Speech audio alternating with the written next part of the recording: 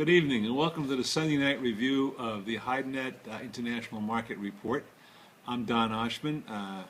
What am I? I am the publisher and chief editor of HydeNet Report Publications. I'm wearing a hat tonight because I messed up my hair this afternoon and my wife won't let me do it without wearing a hat, so I'm wearing one.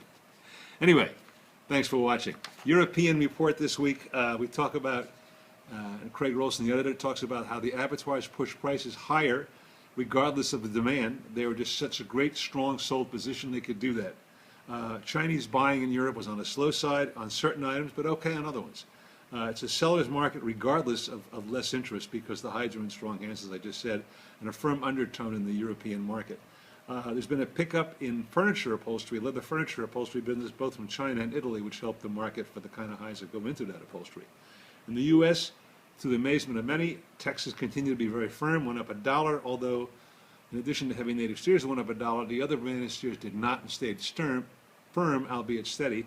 And the cows kind of wavered. They were kind of mixed. Some were a little bit better. There was a better sale of this. But overall, it was not a week of voluminous sales in America. And the most interesting thing about America this week is the 6th consecutive week where slaughter exceeded exports and domestic sales. And still the market is firm. So much for statistics. There's also a overhang of wet blue hides in America that the producers are having a heck of a time getting their wet bluing costs back. Bargains for somebody looking for wet blue. In Latin America this week, fresh hides continued very strong, putting pressures on tanners who can't get that $1.60, have trouble getting $1.58 a foot now, CFR, and they've got stronger green prices to contend with. So no fun for being a tanner in Brazil. Green prices were still remain very firm and ticked up again in Argentina as well. The split market has been fantastic in other parts of the world, but especially in Central and South America. You can name your price, tremendous demand for splits from that part of the world. Uruguay, Argentina, prices were generally steady along the rest of Central America. Our This Week in Leather report, published last Wednesday, we have an article about Chinese footwear sales still growing, but not at the rate it was before.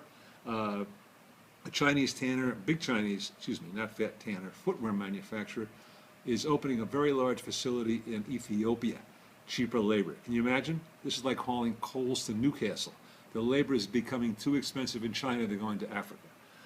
Italian tanners and footwear manufacturers mostly were looking for new markets in India, which they think is untapped, and of course lower labor.